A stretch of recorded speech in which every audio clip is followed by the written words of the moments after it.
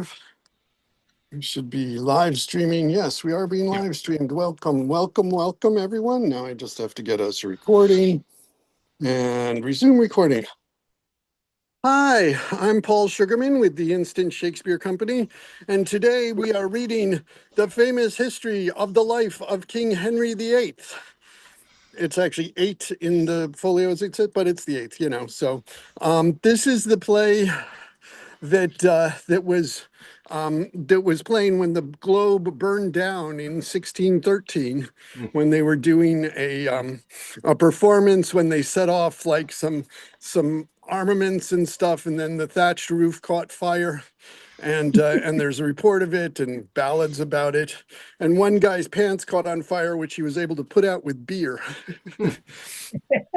And then like 25 years later, they did another production of Henry VIII, and the current Duke of Buckingham at that point went and saw it and left after the Duke of Buckingham character sort of died in that. And then like within 2 weeks, he was assassinated.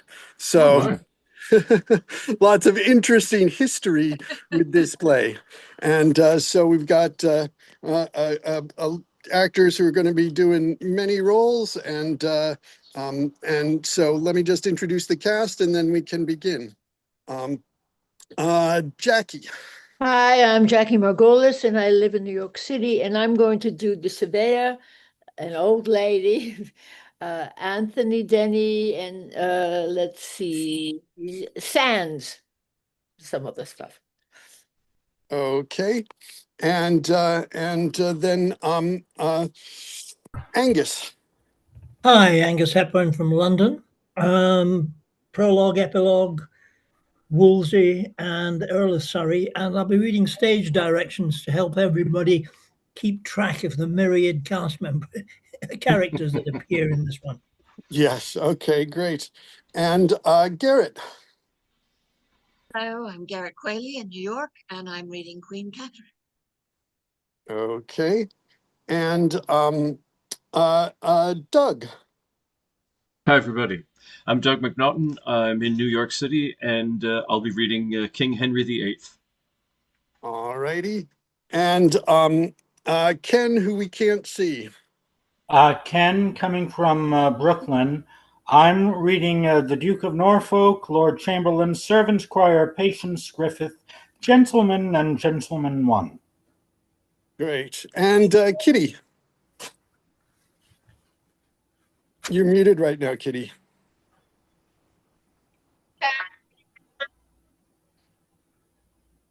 I don't know. I couldn't hear you. Can you hear her? No. Oh. Kitty, I don't know. I can see you're unmuted now, but I couldn't really hear you. Could you just try again?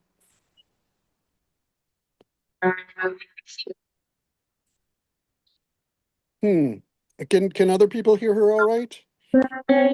I can hardly hear her. It's very... Yeah, I don't know what's going on, Kitty. There's some...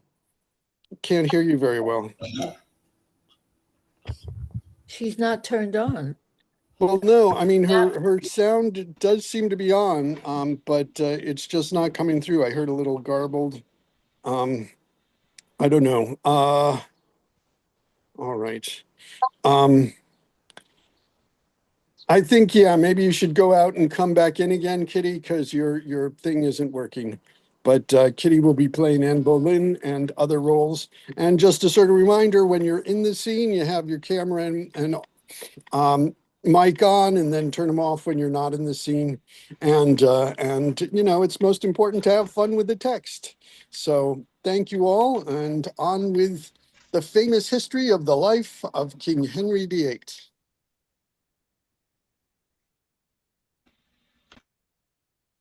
Henry VIII, the prologue. I come no more to make you laugh.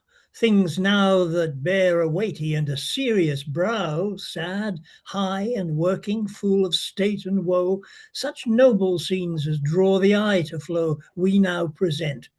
Those that can pity, here may, if they think it well, let fall a tear. The subject will deserve it. Such as give their money out of hope they may believe, may here find truth too. Those that come to see only a show or two, and so agree the play may pass, if they be still and willing, I'll undertake, may see away their shilling richly in 2 short hours. Only they that come to hear a merry bawdy play, a noise of targets, or to see a fellow in a long motley coat guarded with yellow will be deceived. For gentle hearers know to rank our chosen truth with such a show as fool and fight is, beside forfeiting our own brains and the opinion that we bring, to make that only true we now intend will leave us never an understanding friend. Therefore, for goodness sake, as you are known the first and happiest hearers of the town, be sad as we would make ye. Think ye see the very persons of our noble story as they were living. Think you see them great and followed with the general throng and sweat of 1,000 friends.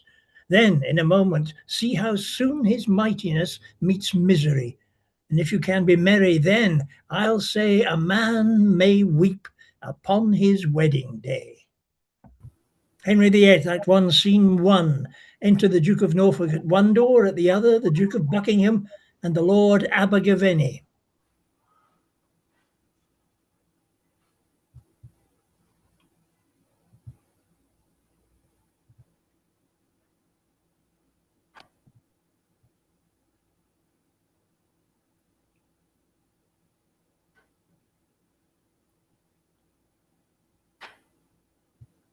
Hello?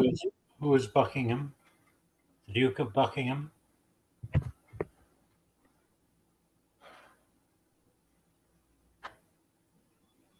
All right. On my cast list doesn't list Buckingham. Let me see. Okay. All right, I'll do Buckingham at the moment. Good morrow and well met. How have ye done since last we saw in France? I thank your grace, healthful, and ever since a fresh admirer of what I saw there. An untimely ague stayed me a prisoner in my chamber when those sons of glory, those 2 lights of men, met in the vale of Andron. Twixt Guines and Ardais I was then present, saw them salute on horseback, beheld them when they lighted, how they clung in their embracements as they grew together. Which had they, what 4 throned ones could have weighed such a compounded one? All the whole time I was my chamber's prisoner. Then you lost the view of earthly glory. Men might say till this time pomp was single, but now married to one above itself. Each following day became the next day's master, till the last made former wonders its. Today the French, all cliquant, all in gold, like heathen gods, shone down the English, and tomorrow they made Britain India. Every man that stood showed like a mine. Their dwarfish pages were as cherubims all gilt. The madams, too, not used to toil, did almost sweat to bear the pride upon them that their very labour was to them as a painting. Now this mask was cried incomparable, and the ensuing night made it a fool and beggar. The 2 kings, equal in lustre, were now best, now worst, as presence did present them. Him in eye, still him in praise, and being present both, 'twas said they saw but one, and no discerner durst wag his tongue in censure when these sons, for so they phrase them, by their heralds challenged the noble spirits to arms, they did perform beyond thought's compass. That former fabulous story being now seen possible enough, got credit that Bevis was believed. Oh, you go far. As I belong to worship and affect in honor honesty, the tract of everything would by a good discourser lose some life which action self was tongue to. All was royal, to the disposing of it naught rebelled. Order gave each thing view. The office did distinctly in his full function, who did guide, I mean, who set the body and the limbs of this great sport together. As you guess, one certes that promises no element in such a business. I pray you who, my lord? All this was ordered by the good discretion of the Right Reverend Cardinal of York. Ah, the devil speed him. No man's pie is freed from his ambitious finger. What had he to do in these fierce vanities? I wonder that such a teach can with his very bulk take up the rays of the beneficial sun and keep it from the earth. Surely, sir, there's in him stuff that puts him to these ends, for being not prompt by ancestry, whose grace chalks successors their way, nor called upon for high feats done to the crown, neither allied to eminent assistance, but spider-like out of his self-drawing web, gives us note. The force of his own merit makes his way a gift that heaven gives for him, which buys a place next to the king. Somebody want to take our button? Yeah, I'll tell you. I cannot tell what heaven had given him. Let some graver eye pierce into that, but I can see his pride peep through each part of him. Whence he's at that, if not from hell? The devil is a niggard, or has given all before, and he begins a new hell in himself. Ah, why the devil, upon this French going out, took he upon him, without the privity of the king, to appoint who should attend on him? He makes up the file of all the gentry, for the most part such to whom as greater charge, as little honour he meant to lay upon, and his own letter, the honourable board of council, out must fetch him in, papers. I do know, kinsmen of mine, 3 at the least, that have by this so sickened their estates, they shall abound as formerly. Oh, many have broke their backs with laying manners on 'em for this great journey. What did this vanity but minister communication of a most poor issue? Grievingly, I think, the peace between the French and us not values the cost that did conclude it. Every man, after the hideous storm that followed, was a thing inspired, and not consulting, broke into a general prophecy that this tempest, dashing the garment of this peace, aborted the sudden breach on't. Which is budded out, for France hath flawed the league, and hath attached our merchants' goods at Bordeaux. Is it therefore the ambassador is silenced? Marius, Mary, is it? Marius, Oh, who's reading that? No, something. No. Ken is Norfolk. Okay, Ken. You say Mary, is it? He said it 3 times already. Okay, I'm sorry. A proper title of a piece and purchased at a superfluous rate. Why, all this business our reverend cardinal carried. like it, your grace, the state takes notice of the private difference betwixt you and the cardinal. I advise you, and take it from a heart that wishes towards you honour and plenteous safety, that you read the cardinal's malice and his potency together, to consider further that what his high hatred would affect wants not a minister in his power. You know his nature, that he's revengeful, and I know his sword hath a sharp edge, it's long, and it may be said it reaches far, and where it will not extend, thither he darts it. Bosom up my counsel, you'll find it wholesome. Lo, where comes that rock that I advise your shunning? Enter Cardinal Wolsey, the purse borne before him, certain of the guard and 2 secretaries with papers. The cardinal in his passage fixeth his eye on Buckingham, and Buckingham on him, both full of disdain. The Duke of Buckingham severe? Where's his examination? Here, so please you. Is he in person ready? I please your grace. Well, we shall then know more, and Buckingham shall listen this big look. Exeunt the cardinal and his train. Back to Buckingham. This butcher's cur is venom-mouthed, and I have not the power to muzzle him.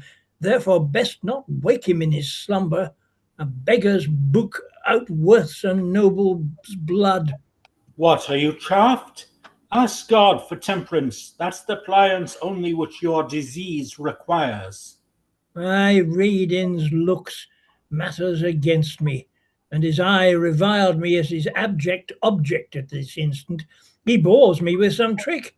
He's gone to the king. I'll follow and outstare him. Stay, my lord, and let your reason with your colour question what 'tis you go about. To climb steep hills requires slow pace at first.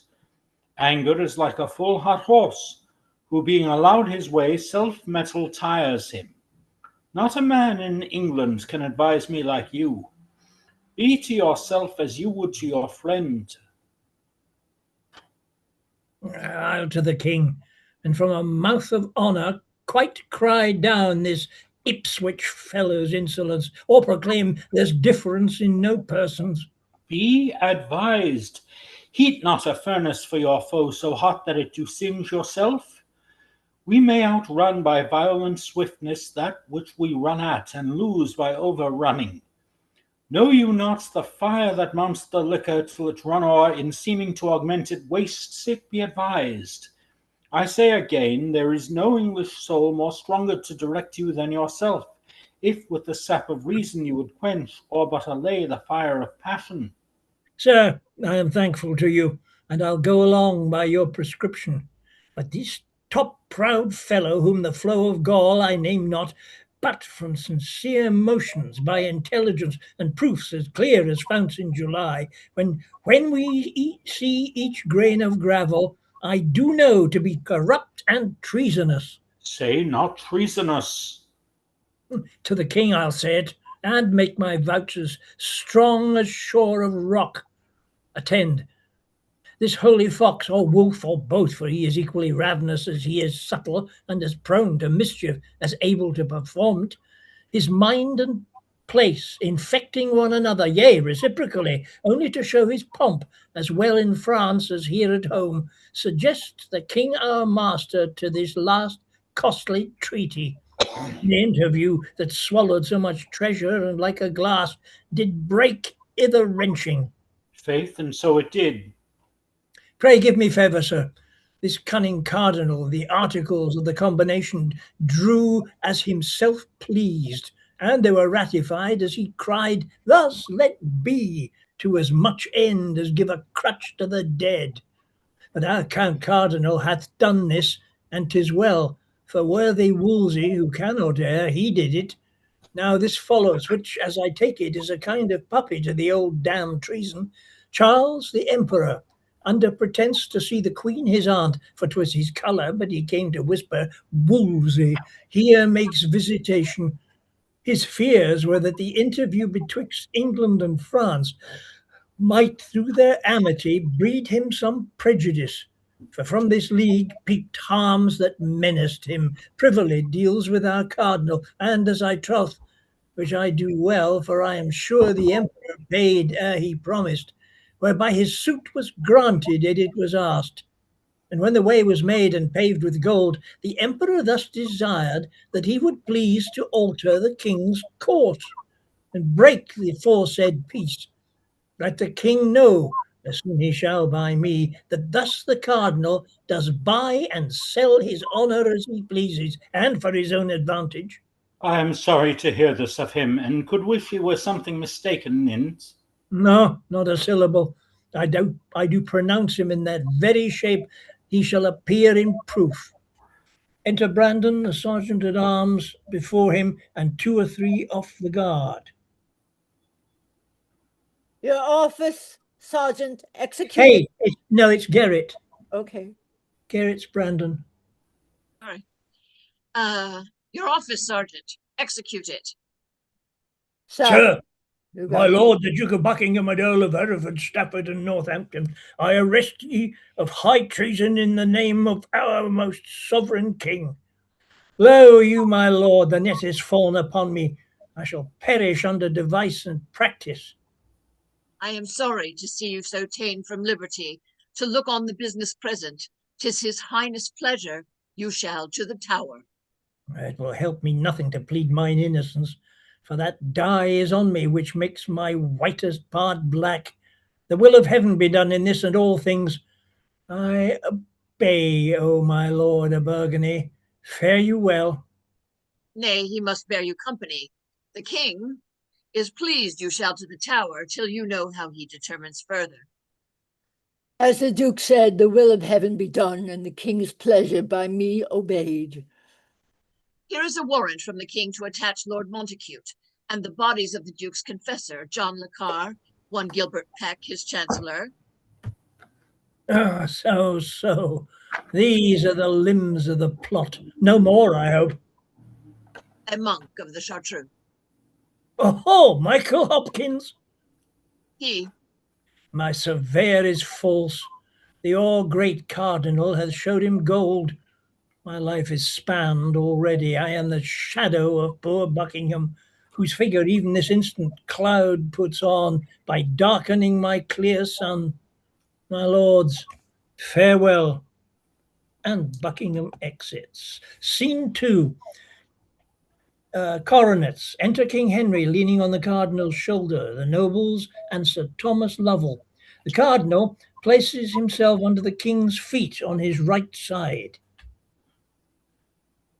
My life itself, and the best heart of it, thanks you for this great care. I stood i' the level of a full-charged confederacy, and give thanks to you that choked it. Let be called before us that gentleman of Buckingham's. In person, I'll hear him his confessions justify, and point by point the treasons of his master he shall again relate. A noise within, crying room for the Queen, ushered by the Duke of Norfolk. Enter the Queen, Norfolk and Suffolk. She kneels. The King riseth from his state, takes her up, kisses, and placeth her by him. nay, we must longer kneel. I am a suitor. Arise, and take place by us. Half your suit never name to us. You have half our power. The other moiety, ere you ask, is given. Repeat your will, and take it. Thank your majesty, that you would love yourself, and in that love, not unconsidered leave your honor, nor the dignity of your office, is the point of my petition. Lady mine, proceed. I am solicited, not by a few, and those of true condition, that your subjects are in great grievance.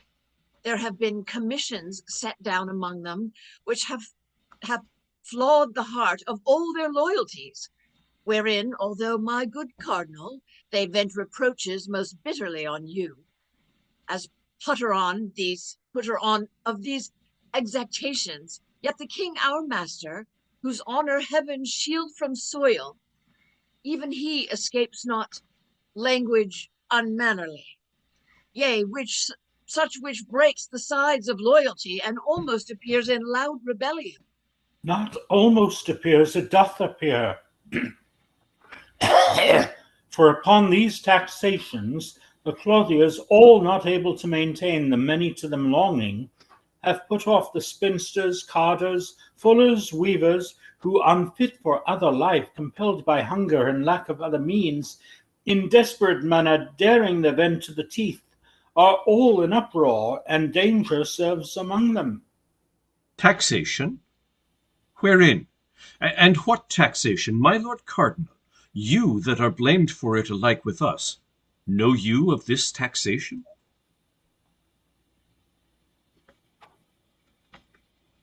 Please you, sir, I know but of a single part in aught pertains to the state, and front but in that file where others tell steps with me. No, my lord, you know no more than the others, but you frame things that are known alike, which are not wholesome to those who would not know them, and yet must perforce be their acquaintance. These exactions, whereof my sovereign would have note, they are most pestilent to the bearing, and to bear 'em, the back is sacrificed to the Lord. They say they are devised by you, or else you suffer too hard an exclamation. Still, exaction? The nature of it? In what kind, let's know, is this exaction? I am much too venturous in tempting of your patience, but I am boldened under your promised pardon. These subjects' grief come through commissions, which compel from each the 6th part of his substance, to be levied without delay, and the pretense for this is named your wars in France. This makes bold mouths, tongues spit their duties out, and cold hearts freeze allegiance in them. Their curses now live where their prayers did, and it's come to pass this tractable obedience is a slave to each licensed will.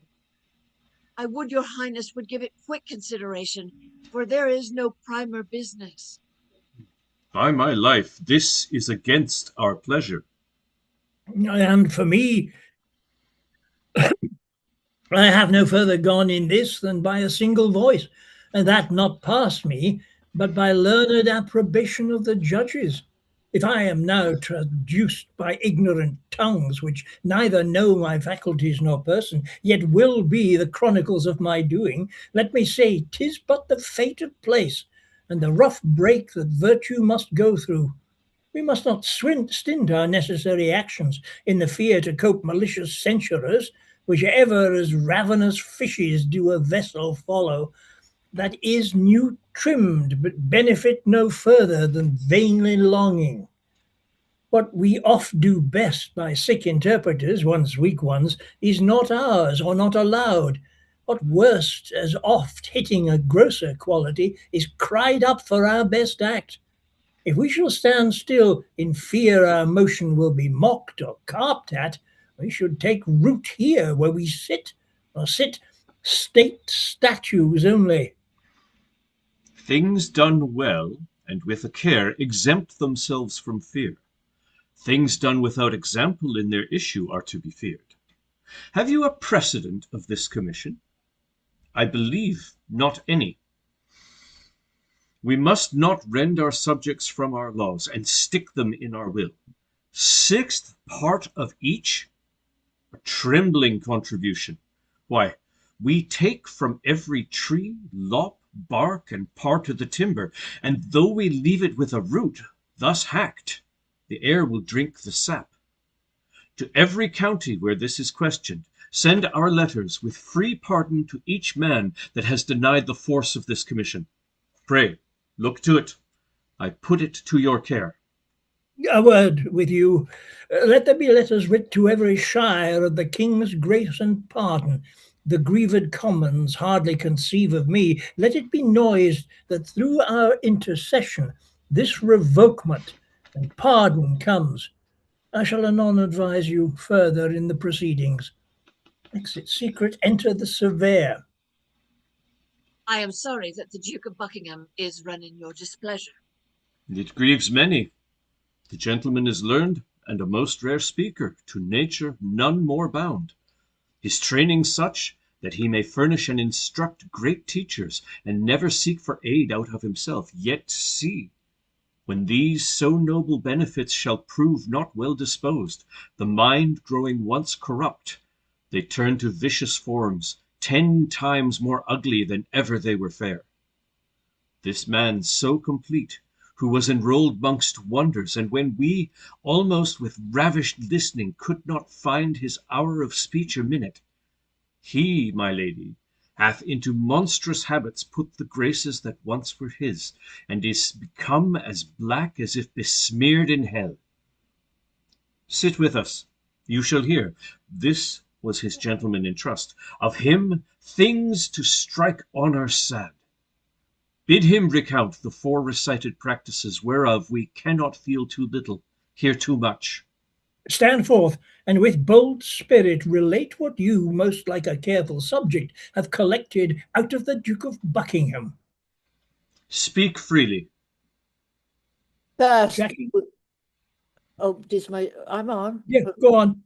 First, it was usual with him. Every day it would infect his speech, that if the king should without issue die, he'll carry it so to make the scepter his. These very words I've heard him utter to his son-in-law, Lord Abergavenny, to whom by other he menaced revenge upon the cardinal. Please, your highness, note this dangerous conception in this point. Not friended by his wish to your high person, his will is most malignant, and it stretches beyond you to your friends. My learned Lord Cardinal, Deliver all with charity. Speak on. How grounded he his title to the crown upon our fail? To this point hast thou heard him at any time speak aught? He was brought to this by a vain prophecy of Nicholas Henton, What was that Henton? sir, a chartreuse friar, his confessor, who fed him every minute with words of sovereignty. How knowst thou this? Not long before your highness sped to France, the duke, being at the Rose within the parish St. Lawrence Pulteney, did of me demand what was the speech among the Londoners concerning the French journey. I replied, men fear the French would prove perfidious to the king's danger. Presently the duke said 'twas a fear indeed, and that he doubted 'twould prove the verity of certain words spoke by a holy monk, that often, says he, hath sent to me, wishing me to permit John de la Carre, my chaplain, a choice hour, to hear from him a matter of some moment, whom after under the commission seal he solemnly had sworn that what he spoke, my chaplain to no creature living, but to me should utter, with the more confidence, this pausingly ensued, neither the king nor Hayes tell you the duke shall prosper. Bid him strive to the love of commodity. The duke shall govern England. If I know you well, you were the duke's surveyor and lost your office on the complaint of the tenants. Take good heed. You charge not in your spleen a noble person and spoil your nobler soul. I say take heed. Yes, heartily beseech you. Let him on. Go forward. On my soul, I'll speak but truth. I told my lord the duke, by the devil's illusions, the monk might be deceived, and that was dangerous for this to ruminate on this so far, until it forged him some design, which being believed it was much like to do. He answered, "Tush, it can do me no damage," adding further, that had the king in his last sickness failed, the cardinals and St. Thomas Lovell's heads should have gone off. What? So rank? Aha! There's mischief in this man. Canst thou say further? I can, my liege. Proceed. Being at Greenwich after your highness had reproved the duke about Sir William Blomer. I remember of such a time. Being my sworn servant, the duke retained him his. But on, what hence? If, quoth he, I for this had been committed as to the tower, I thought I would have plied the part my father meant to act upon. The usurper Richard, who being at Salisbury, made suit to come in his presence, which if granted, as he made semblance of his duty, would have put his knife into him. A giant traitor. Ah, madam, may his highness live in freedom, and this man out of prison. God mend all. There's something more would out of thee? What say'st? After the duke, his father, with a knife, he stretched him, and with one hand on his dagger, another spread on his breast. Mounting his eyes, he did discharge a horrible oath, whose tenor was, were he evil used, he would outgo his father by as much as a performance does an irresolute purpose. There's his period, to sheathe his knife in us. He is attached. Call him to present trial. If he may find mercy in the law, 'tis his. If none, let him not seek it of us by day and night. He's traitor to the height. And they exit. Act 1, Scene 3, enter the Lord Chamberlain and Lord Sandys. Is it possible the spells of France should juggle men into such strange mysteries?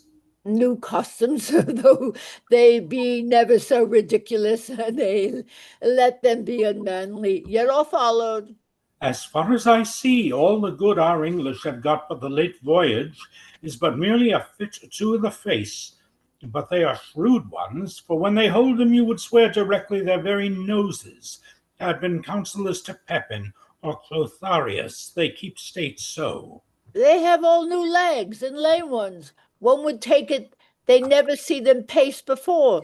The Spavan, a spring halt reigned among them. Death, my lord. Their clothes are after such a pagan cut to it that sure they've worn out Christendom. How now, what news, Sir Thomas Lovell? Enter Sir Thomas Lovell. Katie, you want to take Lovell? Not there. Garrett, you want to take Lovell? Faith, my lord, I hear of none, but the new proclamation that's clapped upon the court gate. I'm sorry, I'm a little bit. What is it for? The reformation of our travelled gallants that fill the court with quarrels, talks, and tailors. I'm glad 'tis there. Now I would pray our monsieurs to think an English courtier may be wise and never see the Louvre. They must either, for so run the conditions, leave those remnants of fool and feather that they got in France, with all their honorable point of ignorance pertaining thereunto, as fights and fireworks, abusing better men than they can be, out of a foreign wisdom, renouncing clean the faith they have in tennis and tall stockings, short blistered breeches and those types of travel, and understand again like honest men, or pack to their old playfellows. There, I take it, they may come privilegio, wear away the lag end of their lewdness and be laughed at. 'Tis time to give them physic. Their diseases are grown so catching. What a loss our ladies will have of these trim vanities. Ay, marry, there will be woe indeed, lords. The sly horsens have got a speeding trick to lay down ladies. A French song and a fiddle has no fellow. The devil fiddle them. I'm glad they are going. For sure there's no converting of them. Now an honest country lord, as I am, beaten a long time at a play, may bring his plain song and have an hour of hearing, and by her lady held current music too. Well said, Lord Sands. Your colt's tooth is not cast yet. Oh, no, my lord, nor shall not why I have a stump. Sir Thomas, whither were you a-going? The cardinals, your lordship is a guest too. Oh, 'tis true. This night he makes a supper and a great one to many lords and ladies. There will be the beauty of this kingdom, I'll assure you. That churchman bears a bounteous mind indeed, and a hand as fruitful as the land that feeds us. His dews fall everywhere. No doubt he's noble. He had a black mouth that said other of him. He may, my lord. He's wherewithal in him. Sparing would show a worse sin than ill doctrine. Men of his ways should be most liberal. They are set here for examples. True, they are so, but few now give so great ones. My barge stays, your lordship shall along. Come, good Sir Thomas, we shall be late else, which I would not be, for I was spoke to with Sir Henry Guilford this night to become comptrollers. I am your lordship's. And the exit. Act 1, Scene 4. Hautboys. A small table under a state for the cardinal, a longer table for the guests. Then enter Anne Boleyn and divers other ladies and gentlemen as guests at one door, and at another door enter Sir Henry Guilford.